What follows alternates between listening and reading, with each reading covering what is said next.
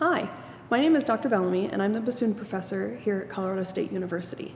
In this video, I'm going to walk you through both etudes required for the 2026 Colorado All-State Band and Orchestra auditions, as well as the Northern Colorado Honor Band and the 2025 CSU Honor Band. All right, so excerpt number 1 is from page 70, number 4 from the Advanced Method for Bassoon, published in the Rubank books. And if you look originally in the book for this, as opposed to maybe some excerpts that you've been provided by your teacher or your band director, we'll see that the original composer for this was a composer named Corelli. And so the way that we approach this etude in this excerpt has a lot to do with kind of the style and the performance practice of the Baroque and really early classical mindset. So I'd like to walk you through a couple different tips that I think are important for this etude.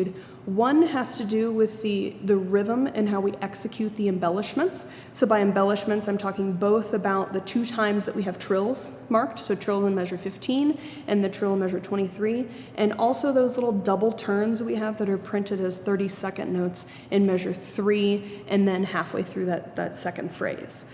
So the rhythm of the 30-second notes is pretty straightforward in that all 4 of those turns happen on the and of the pulse. And what's easy to kind of fall into as far as a trap with this rhythm is to see a lot of ink on the page and panic and play them really quick and play them actually faster than they need to go. And so if this etude is marked at quarter note equals 52, that means that our 8th note is going to be 8th note equals 104. So here's what that sounds like. So the 30-second notes fit all within 1/8 note. So if we look at the rhythm of measure 3, and if I play just measure 3, the bass rhythm without the 30-second notes, I'm going to play an E on the and of 1 so that you can hear how that fits into the melody.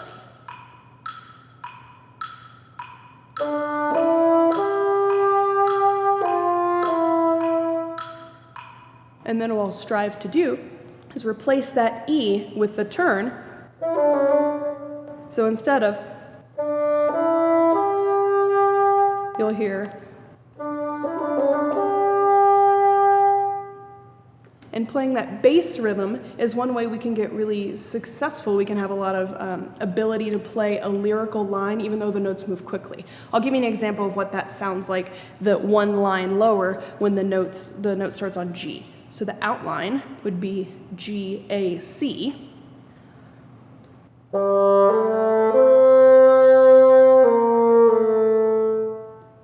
Then I replace the A on the end of 1 with all 4 of those 30-second notes, still thinking with a lot of motion toward the C.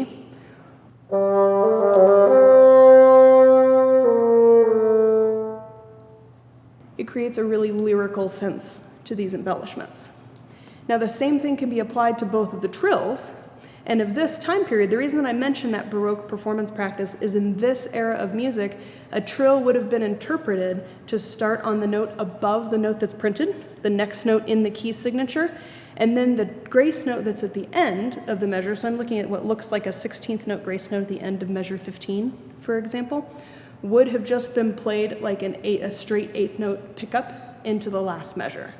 So if I give you an example of the trill in measure 15, here's what kind of a Baroque or early classical kind of treatment to that trill would sound like.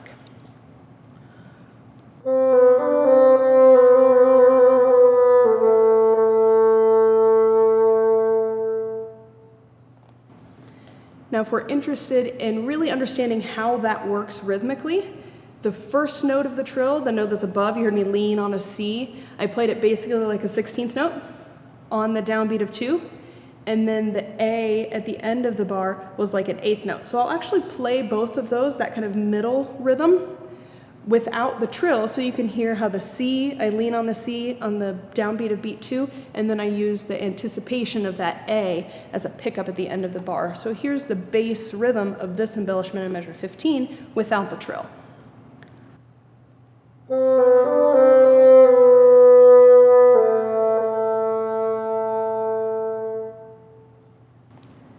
And I would do the exact same thing the second to last measure. We're in bass clef now, so in measure 23, you'll hear 1 E and a, 2 E and 1. So here's what that sounds like in measure 23.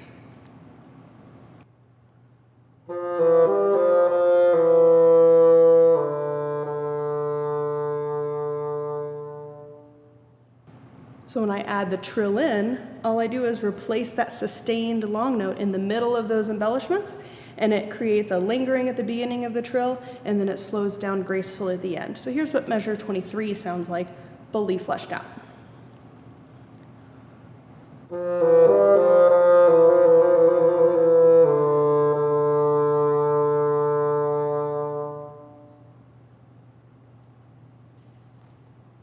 The second thing I'd like to address with this etude is that it's mostly in the tenor register. It's written mostly in tenor clef.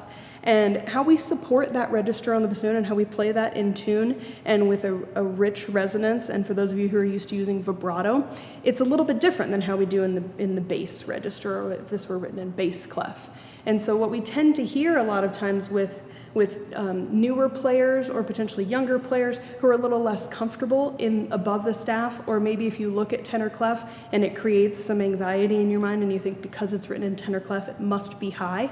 And what that often translates to is lifting from the corners of your embouchure to kind of force the note to be high, especially when we see something that has like a sforzando or it has an accidental. So we end up with some notes like the G sharp on the downbeat of 14, for example, that sound strained and sharper than we would want them to.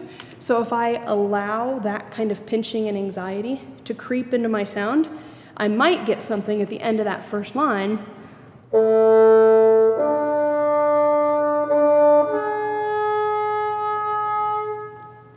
which sounds like a different color than the rest of it, instead of a nice rich G sharp or instead of a nice full upper range. And so when we support in the tenor register, the way that I play the bassoon, which might be slightly different than the way that some of your teachers have talked with you about playing the bassoon, I rely primarily on the air speed to make the blades vibrate, and then my embouchure pretty much only has the job of making sure that air goes into the reed. And so what that sounds like on that pinch note G sharp, when I played and mostly lifted with my embouchure, the blades of the reed are really close together. But if I allow my lips to just sort of hug the reed, and I think really fast air instead, I can get a lower pitch center, and it's more resonant.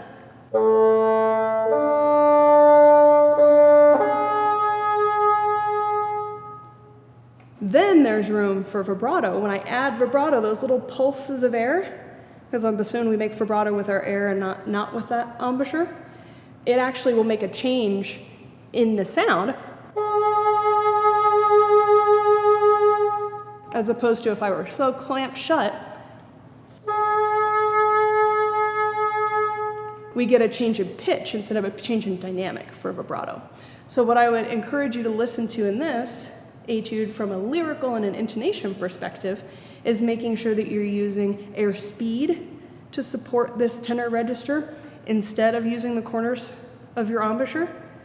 So when you have that nice flexible seal, when you add vibrato, we'll be able to hear it.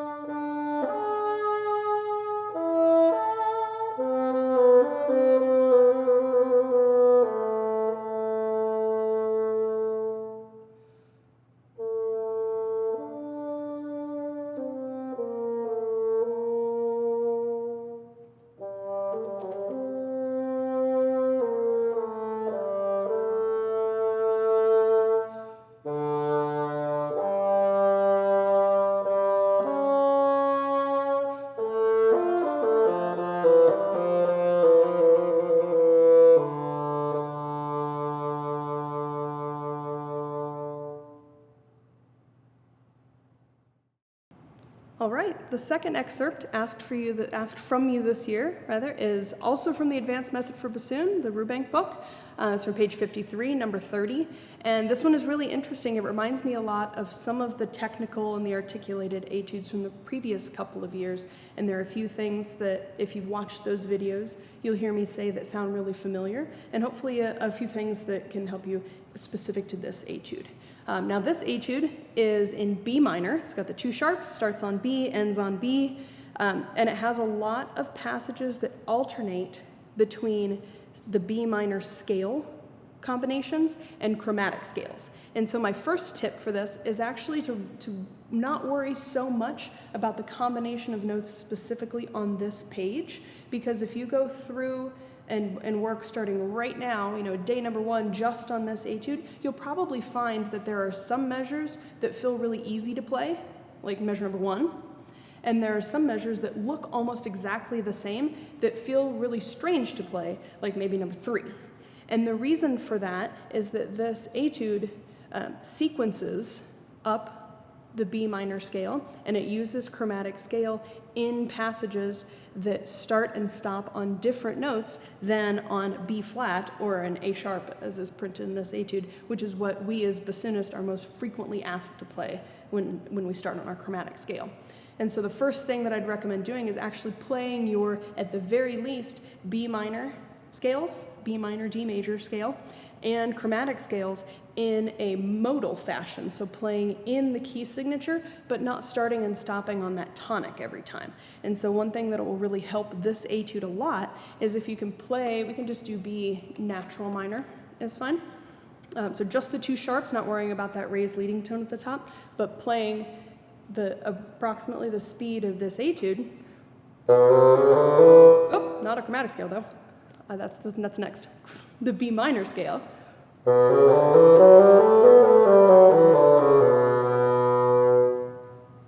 Playing from B to B, but then also taking a minute to play from C sharp to C sharp in the same pattern, or in the same key. So you'll hear, I'll play it a little bit slower so you can hear, I still have C sharp, I still have F sharp, but I'm going to play from that scale degree 2 up to 2.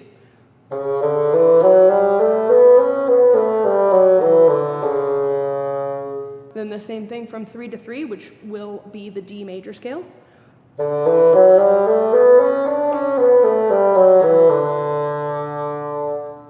And if we sequence through your scales in that pattern, being able to play in this key starting on any note with a note-by-note progression, then look at the second half of measure number 1. And you see how that B up to F sharp is just those 5 notes. That's why it feels so normal, as we're used to playing that in a scale.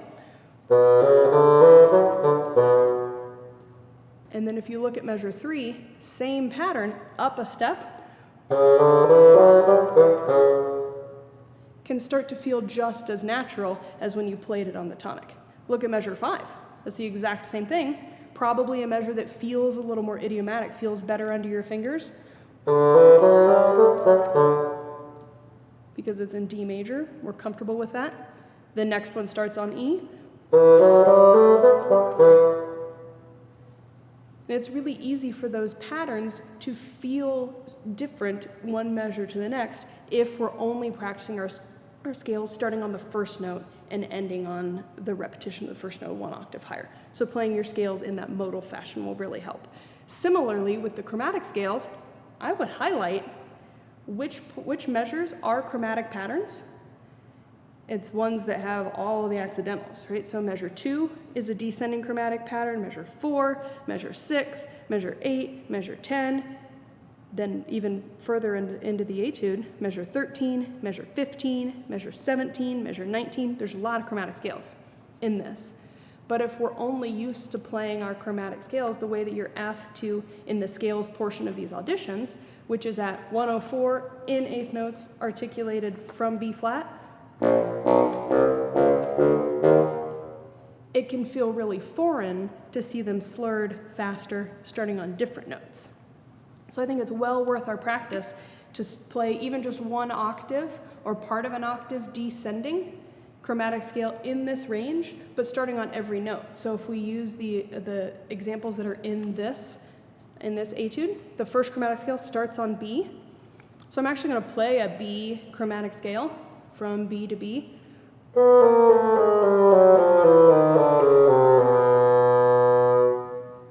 The next one starts on C sharp, but let's do it on C too. So go from C to C.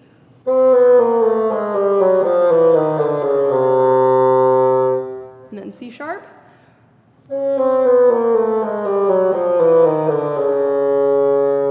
And then from D.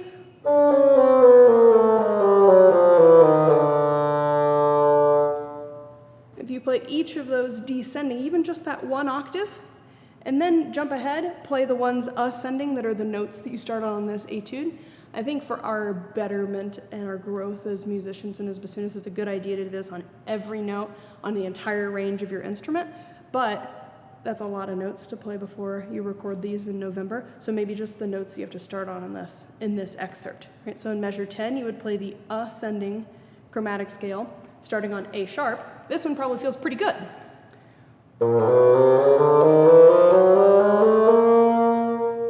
Because it's that B flat that we're really familiar with.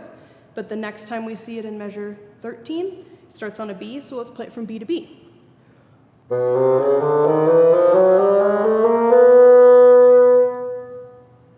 And so on throughout the etude. That way when you get to each measure in the cycle of this piece, when I look at measure 2, then I know that it's chromatic. I've put a yellow mark over it. I've written the word chromatic. I've written the letter C, whatever my code is.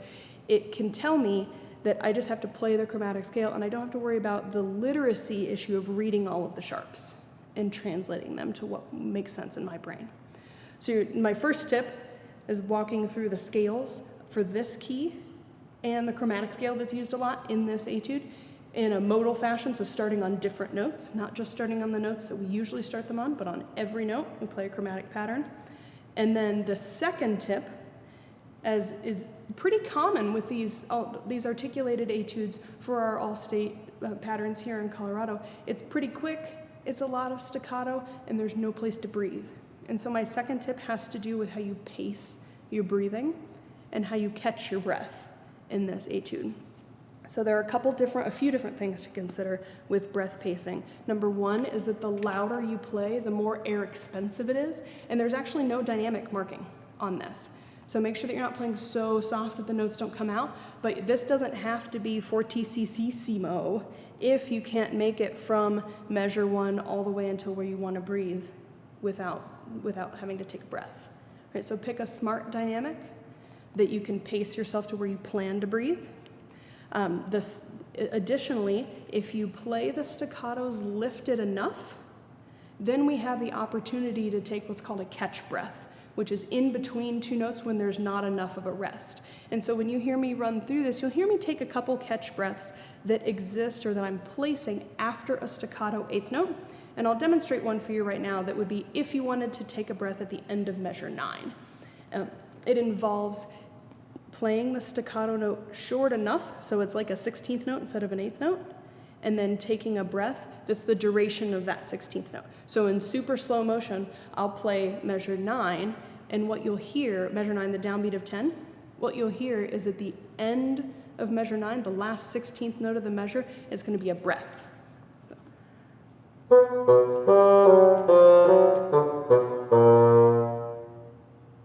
you catch it? So beat 4 is D, B, breathe, A. So it's right after the staccato note. And that's actually a skill that we need to practice. You notice there's not a ton of time, so you can't take a full 100% of breath. So you'll probably have to take them more frequently to keep yourself topped off. It's like if you were driving down the highway and you weren't really sure how many gas stations you'd run across, so you just sort of stop and top off when you know that there's a gas station there. If there's an opportunity to take a catch breath, go ahead and take it. That way you don't run out of air later. So when you're practicing that skill, you would take those couple beats in context and gradually speed those up so you can practice breathing faster. You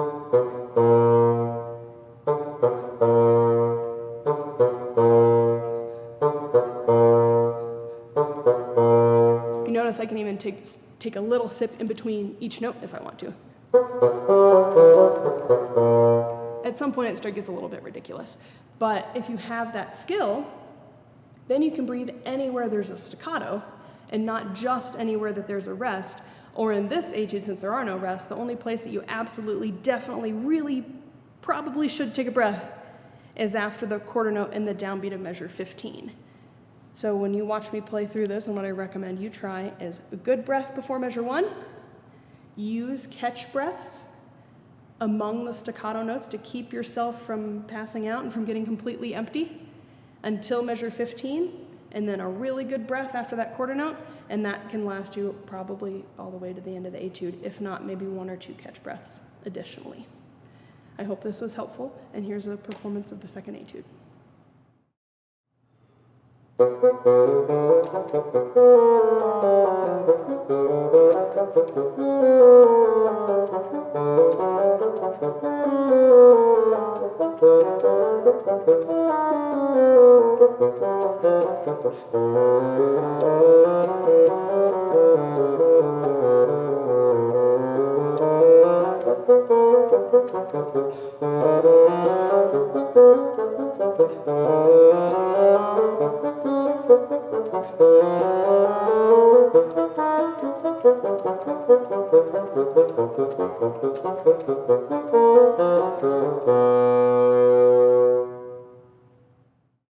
Thank you so much for taking the time to watch these videos and to learn a little bit more about how I play the bassoon and how I think about music with regard to these All-State CSU Honor Band, the NOCO Honor Band etudes for this year. As always, if you would like some help or if you would like a sample lesson, either to help with this music or with some other music that you're working on, please feel free to reach out to me with my CSU email address. And I also have some PDF files that if you write me, I'm happy to send to email or to text you, that are some of the examples that I talked about today written out on staff paper. So if some of those rhythmic examples were a little complicated to write down, send me an email and I'd be happy to send you the files. Best of luck as you prepare for this year, and I hope to see you at the Honor Bands.